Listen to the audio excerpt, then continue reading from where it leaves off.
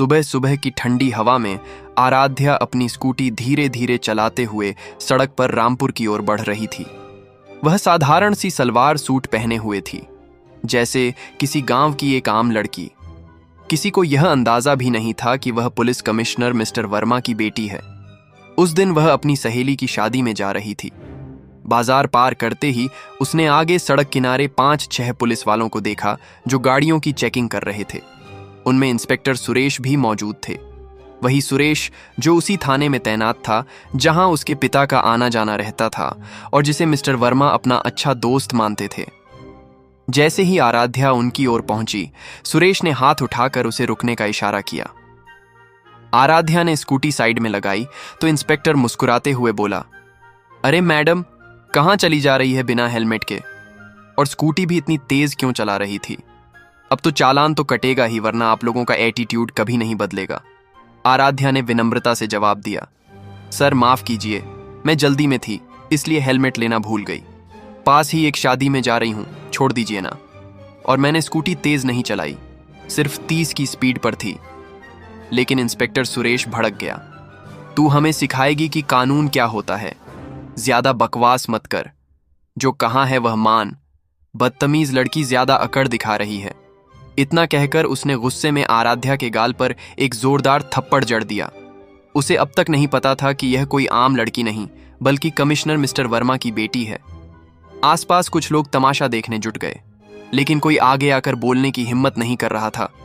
Inspector चिल्लाया, तेरे बाप की सड़क है क्या? जब मन किया स्कूटी निकाल ली।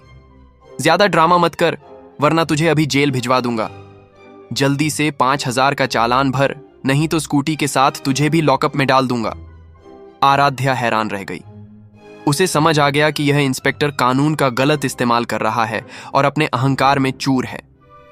वह शांत स्वर में बोली, सर प्लीज मुझे जाने दीजिए। मेरे पास इतने पैसे नहीं है कि मैं 5000 दे सकूं, और वैसे भी इतना चालान किसी मामूली गलती का नहीं होता। लेकिन यह सुनकर सुरेश और भड़क गया। लगता है तुझे सबक सिखाना ही पड़ेगा। तेरे जैसी लड़कियों को मैंने बहुत देखा है, हेलमेट लगाना नहीं आता और ऊपर से जुबान चला रही है। अब चालान नहीं भरेगी तो लॉकअप में डाल दूंगा, देखते हैं क्या कर लेती है। उसने पास खड़े एक सिपाही को इशारा किया, चलो इसे थाने ले चलते हैं, बहुत हवा में उड़ रही है, अब इसे जमीन पर लाना पड़ेगा। इंस्पेक्टर सुरेश ने गुस्से में 2 सिपाहियों को इशारा किया, पकड़ो इसे और थाने ले चलो। इसी थाने में इसका मजा चखाते हैं, ऐसे नहीं मानेगी, इसकी औकात दिखानी ही पड़ेगी। दोनों सिपाही आगे बढ़े और आराध्या के दोनों हाथ पकड़ लिए। आराध्या ने झटके से हाथ छुड़ाते हुए कहा, मुझे हाथ मत लगाओ, जानते नहीं हो मैं कौन हूं। भलाई चाहते हो तो मुझे जाने दो, वरना जो होने वाला है उसकी कल्पना भी नहीं कर सकते। यह सुनकर इंस्पेक्टर का चेहरा लाल हो गया। वह भड़कते हुए फिर से आराध्या के गाल पर थप्पड़ जड़ देता है। आराध्या अब तक सब सहन कर रही थी, लेकिन उसने मन में ठान ली थी कि इस अहंकारी इंस्पेक्टर को कानून के जरिए सबक सिखाएगी। आसपास खड़े लोग तमाशा देख रहे थे, लेकिन कोई आगे बढ़कर मदद नहीं कर रहा था। थप्पड़ खाने के बाद आराध्या थोड़ा लड़खड़ाई, मगर खुद को संभाल लिया। वह दृढ़ आवाज में बोली, आप बिना वजह एक लड़की पर हाथ उठा रहे हैं, इसकी सजा आपको जरूर मिलेगी। बाद में बहुत पछताओगे, अभी भी वक्त है, सुधर जाओ। लेकिन सुरेश और भड़क गया, बहुत जुबान चल रही है, ले चलो इसे। सिपाहियों ने आराध्या को कसकर पकड़ लिया और थाने की ओर ले गए। थाने पहुंचते ही सुरेश ऊंची आवाज में बोला, कहां मर गए सब लोग? जल्दी चाय लाओ, एक खास मेहमान लाए हैं, इनकी खातिरदारी अच्छे से करनी होगी। एक सिपाही भागकर चाय लाया और सुरेश आराम से डेस्क पर बैठ गया। अब तुझे दिखाते हैं हमारी ताकत। कानून के साथ पंगा ले रही थी ना, अब समझ में आएगा तेरी औकात क्या है। उसने बिना वजह आराध्या के खिलाफ झूठी रिपोर्ट दर्ज की और बोला, देख लिया, रिपोर्ट तैयार है, अब अंदर डालो इसे, इसका सारा एटीट्यूड निकाल देंगे। थोड़ी ही देर में आराध्या को एक गंदे अंधेरे लॉकअप में डाल दिया गया, जहां बड़े बड़े मच्छर भिनभिना रहे थे और बदबू से सांस लेना मुश्किल था। समय धीरे धीरे बीत रहा था, तभी थाने का दरवाजा खुला। अंदर एसएओ रवि सिंह आइंजर लॉकअप में खड़ी आराध्या पर पड़ी। उन्होंने सुरेश से पूछा, क्या मामला है, इसे लॉकअप में क्यों डाला? सुरेश ने बेझिझक कहा, सर लड़की बिना हेलमेट स्कूटी चला रही थी और तेज भी चला रही थी। रोकने पर बदतमीजी करने लगी, इसलिए मजा छकाने लाए हैं। रवि सिंह हंसते हुए बोले, अच्छा किया, इन लोगों का एटीट्यूड बहुत होता है, कानून के आगे खुद को बहुत बड़ा समझते हैं। उन्होंने असल वजह जानने की कोशिश भी नहीं की और आराध्या को तिरस्कार भरी नजरों से देखा। आराध्या समझ गई कि यहाँ के दोनों अधिकारी कानून के रक्षक नहीं बल्कि भक्षक हैं। उसके पास ना मोबाइल था, ना किसी से मदद मांगने का तरीका, लेकिन किस्मत ने उसका साथ दिया। उसी दिन शाम करीब 4 बजे उसके पिता पुलिस कमिश्नर मिस्टर वर्मा किसी काम से थाने पहुंचे। थाने में प्रवेश करते ही उनकी नजर लॉकअप में खड़ी एक सलवार सूट पहने लड़की पर पड़ी। वह तुरंत पहचान गए, वह उनकी बेटी आराध्या थी। मिस्टर वर्मा तुरंत लॉकअप की ओर बढ़े और हैरान होकर बोले, आराध्या, तू यहां क्या कर रही है? किसने तुझे लॉकअप में डाला? क्या हुआ है? पास खड़ा एक सिपाही यह सब सुन रहा था। वह तुरंत समझ गया कि यह कोई आम लड़की नहीं बल्कि कमिश्नर साहब की बेटी है। वह दौड़ते हुए सुरेश के पास गया और सब कुछ बता दिया। सुरेश का चेहरा सफेद पड़ गया।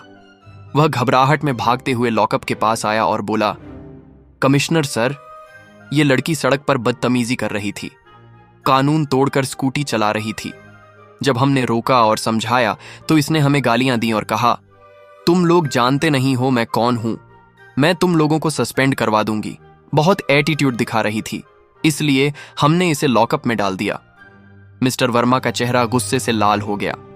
यह मेरी बेटी है और आपने जो किया है वह बिल्कुल गलत है। यह सुनते ही सुरेश के हाथ पांव कांपने लगे। वह तुरंत हाथ जोड़कर बोला, सर, यह आपकी बेटी है, मुझे नहीं पता था, माफ कर दीजिए, आगे से ऐसा नहीं होगा। मैंने सोचा यह कोई गांव की आम लड़की है, इसलिए गिरफ्तार कर लिया। चलिए, मैं अभी लॉकअप खोल देता हूं और इसे छोड़ देता हूं। लेकिन मिस्टर वर्मा ने सख्त आवाज में कहा, लॉकअप खोलने की जरूरत नहीं है, अब जो करना है मैं करूंगा। आपने जो किया है वह कानून और इंसानियत दोनों के खिलाफ है। उन्होंने तेज स्वर में पूछा, ऐसे वो रवि सिंह कहां हैं? तभी रवि सिंह पास आकर खड़े हो गए। जी बोलिए सर। मिस्टर वर्मा ने उनकी आंखों में देखते हुए कहा, आप लोगों ने मेरी बेटी को लॉकअप में क्यों डाला? पास खड़े एक सिपाही ने जल्दी से ताला खोला और आराध्या को बाहर निकाला। आराध्या बाहर आते ही अपने पिता के पास गई और पूरे घटनाक्रम की कहानी सुना दी। सड़क पर रोकना, बिना वजह चालान की धमकी देना, थप्पड़ मारना और बदतमीजी करना। मिस्टर वर्मा सब सुनकर समझ गए कि सुरेश और रवि सिंह दोनों ने अपनी वर्दी और पद का गलत इस्तेमाल किया है। उनके भीतर का अधिकारी और पिता दोनों गुस्से से भर उठे। उन्होंने मन ही मन ठान लिया, इन दोनों को उनकी असली जगह दिखानी पड़ेगी। बिना वजह मेरी बेटी पर हाथ उठाया, वह भी 2 बार, और कानून की धज्जियां उड़ाई। अब इन्हें सजा दिलाना ही पड़ेगा। गंभीर आवाज में उन्होंने कहा, अब आप लोग बच नहीं सकते। आपने कानून का गलत इस्तेमाल किया है और एक लड़की पर हाथ उठाया है। मैं आपको सस्पेंड करवा कर रहूंगा। इसके बाद उन्होंने तुरंत अपने मोबाइल से डीएम साहब को कॉल किया और पूरी घटना की जानकारी दी। थाने का माहौल अचानक सन्नाटे में बदल गया। हर पुलिस वाले को महसूस हो रहा था कि अब इस मामले में कोई भी बच नहीं पाएगा। थाने में एक भारी सा सन्नाटा फैल गया था। कमिश्नर मिस्टर वर्मा की आवाज ठंडी थी, लेकिन उसमें ऐसा वजन था कि कोई भी सामने खड़ा कांपने लगे। डीएम साहब, मुझे आपसे तुरंत मुलाकात करनी है। मामला गंभीर है, मैं आपके दफ्तर नहीं आ सकता, आपको यहीं थाने आना होगा। फोन रखते ही थाने में हलचल मच गई। रवि सिंह और सुरेश एक दूसरे को घूरने लगे, मानो दोनों एक दूसरे को दोष दे रहे हों। बाकी सिपाही चुपचाप अपने अपने कोनों में खड़े हो गए। करीब 45 मिनट बाद थाने के बाहर सरकारी गाड़ियों का काफिला रुका। गाड़ियों से डीएम साहब, उनके साथ एसीएम और 2 अन्य अधिकारी उतरे। उनके आते ही माहौल में एक और खामोशी छा गई। अब किसी के चेहरे पर हंसी तो दूर, आंख मिलाने की भी हिम्मत नहीं थी। डीएम साहब सीधे कमिश्नर मिस्टर वर्मा के पास आए। सर, आपने जो फोन पर बताया था, मैं पूरी बात सुनना चाहूंगा। मिस्टर वर्मा ने अपनी बेटी की ओर इशारा किया। यह मेरी बेटी है, लेकिन सबसे पहले मैं इसे एक नागरिक की तरह देख रहा हूं, ना कि अपनी संतान के रूप में।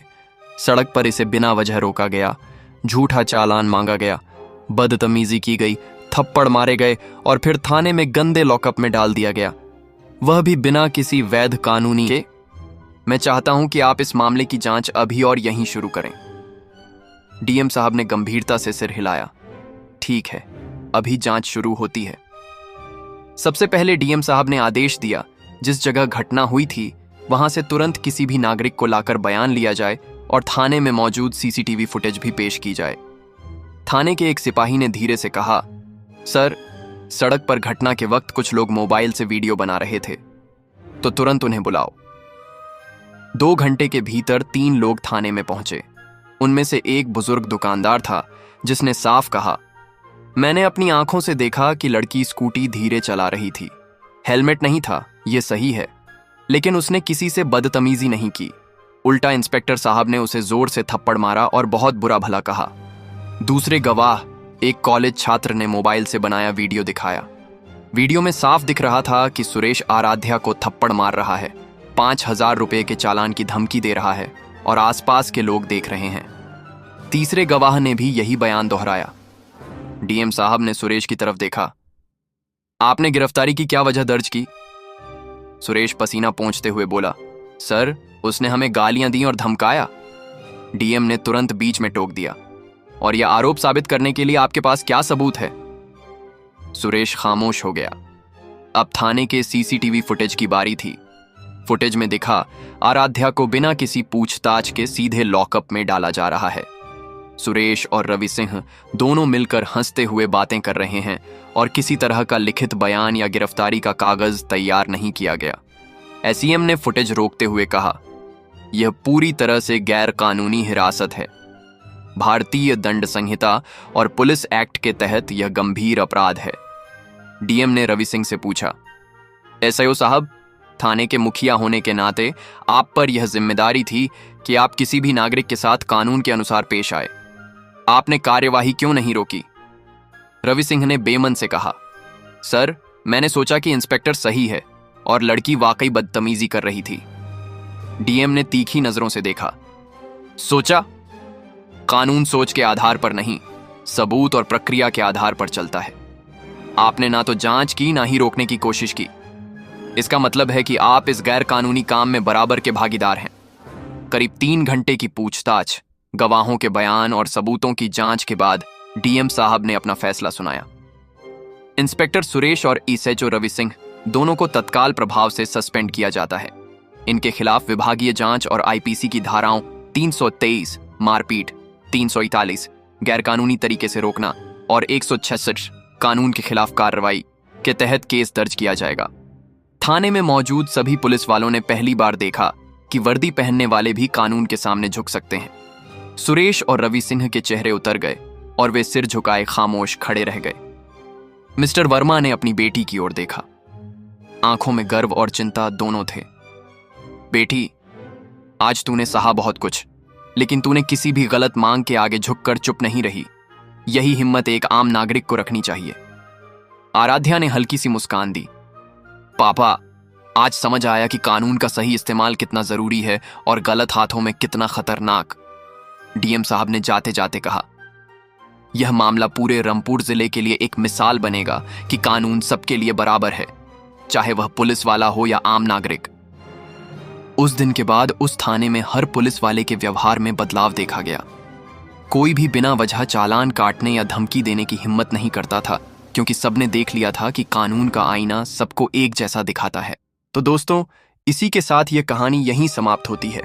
आशा है कि आपको यह कहानी उतनी ही भावुक और सच्चाई से भरी लगी होगी जितनी हमें इसे सुनाते हुए महसूस हुई।